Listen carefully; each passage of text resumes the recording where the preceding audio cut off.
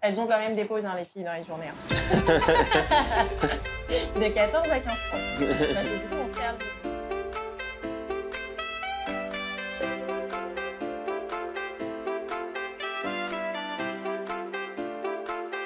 Donc, ça commence par faire de la cuisine. Au bout de quelques heures, faut préparer le commerce avant qu'il ouvre.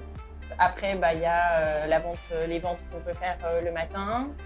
Et souvent, il y a quand même un petit temps pour envoyer des devis, gérer les demandes par mail, voilà. Il y a un temps Instagram. Il y a un temps Instagram. Ouais. Après, il y a le service du midi. Elles ont quand même des pauses, hein, les filles, dans les journées. Hein. De 14 à 15h30. Parce que du coup, on sert le midi. Et après, il y a les ventes de l'après-midi. Le soir, on peut se dire, ça peut être la mise en place pour la private du soir. Ou il y en a deux qui partent en traiteur parce qu'il faut du service et du coup voilà, on va faire notre événement. C'est un peu ça. Tout est produit en France, 100%. Ouais. Il y a des produits de toutes les régions. Il n'y en a pas forcément une qui est plus représentée que d'autres. Et fréquemment, on essaye de repartir sur C.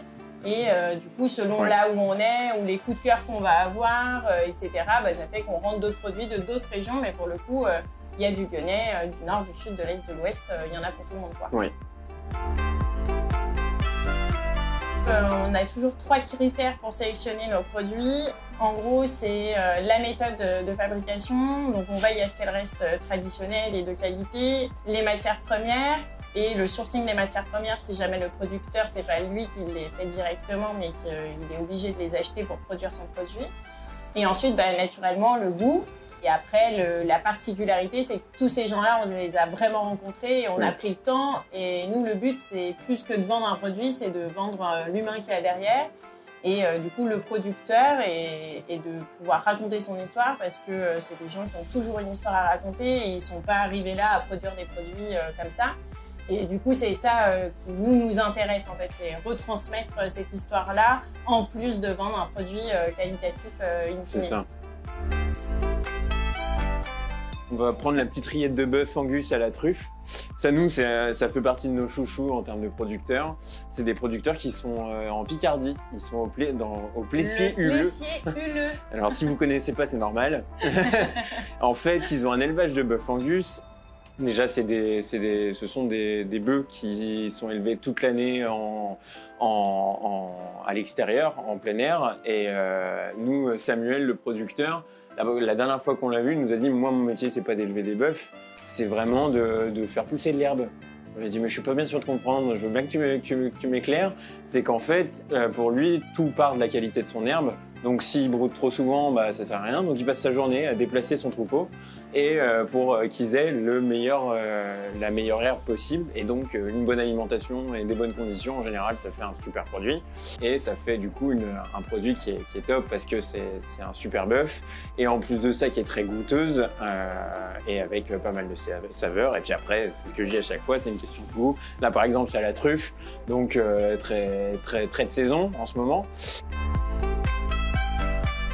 Alors, ça s'appelle New Morning, c'est un granola. Le granola, il s'est bien démocratisé, alors que de base, c'était pas quelque chose qu'on avait l'habitude de manger, en tout cas dans notre culture gastronomique française. Le granola, c'était pas le premier truc il y a quelques années. Ça, c'est une marque qui a été créée par Mathilde et David, qui sont pour le coup de la région, parce que tout est produit à Chaponneau.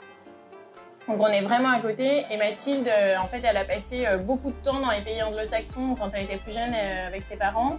Et quand elle est rentrée en France, elle a fait le constat en fait que la céréale du matin, soit on avait quelque chose de goûteux mais qui était typiquement industriel et finalement bourré de sucre et pas ultra sain pour la santé.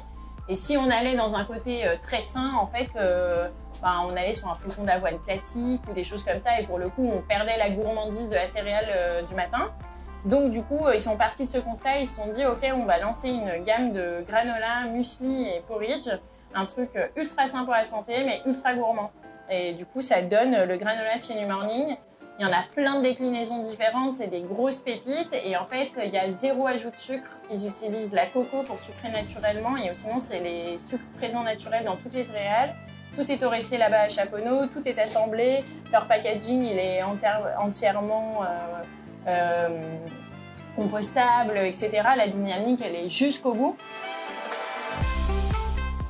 Chez Jacotte, notre devise, c'est de ne jamais dire non. C'est pas En qu'une tout cas, devise. de réussir à se poser la question. Et notre volonté, c'est pour ça qu'on n'a pas un menu fixe pour le traiteur avec une plaquette. Enfin, en tout cas, l'idée, c'est vraiment de prendre la demande client telle qu'elle vient et c'est à nous de nous adapter à nos clients. Et c'est ce qu'on fait continuellement et c'est ce qu'on aime bien. Donc Instagram, Facebook, notre site. Et puis, j'ai envie de dire, le mieux, c'est de venir ici quand même. Ouais.